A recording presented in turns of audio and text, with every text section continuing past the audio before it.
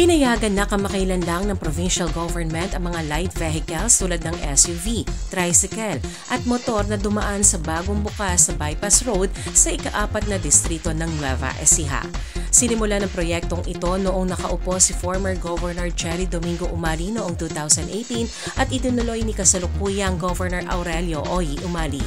Ayon kay Implementing Engineer Ferdinand Clamonte, ito ay may habang humigit kumulang 22 kilometro at umabot sa 38.9 million pesos ang budget ng proyektong ito para sa road opening, construction, widening, upgrading and rehabilitation of roads sa Peñaranda, Gapan City, San Isidro at Cabiao Nueva Ecija.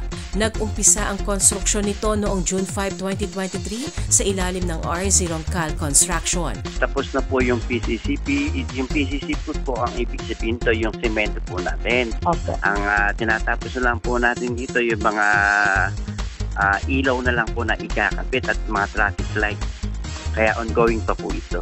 Sa pagbisita naman ng team ng Balitang Unang Sigaw ay may ilang parte sa San Isidro to Cabiao ang isinara ng PNP Cabiao dahil ginagawa itong racetrack sa umaga. Actually po talaga po itong nakasara dahil hindi pa nga po ito tapos. Opo. Maaari po nadadaan lang ito ng light vehicles.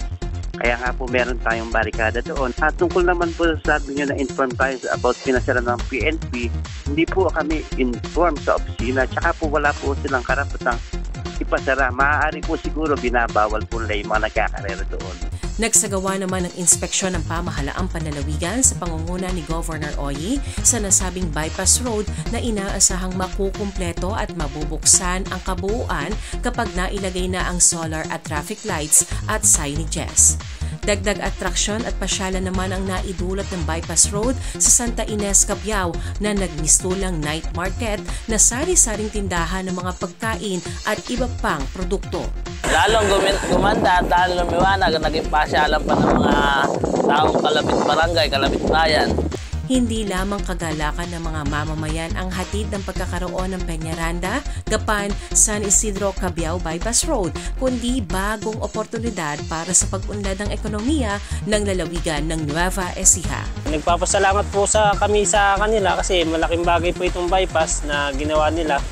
Tulang po sa mga dumadaan po na katulad natin, pauwi sa kanila, mas malapit na po, mas mabilis na. Iwas traffic pa po. Maraming salamat po sa pag-ano ng bypass na to. Hindi po dahil sa inyo, baka malagi pong traffic. Tulad po niyan, di ba po, pagka po papasok sa school, hindi na po masyadong nalilate. Saktuhan lang po yung dating. Shane Tolentino para sa Balitang Unang Sigaw.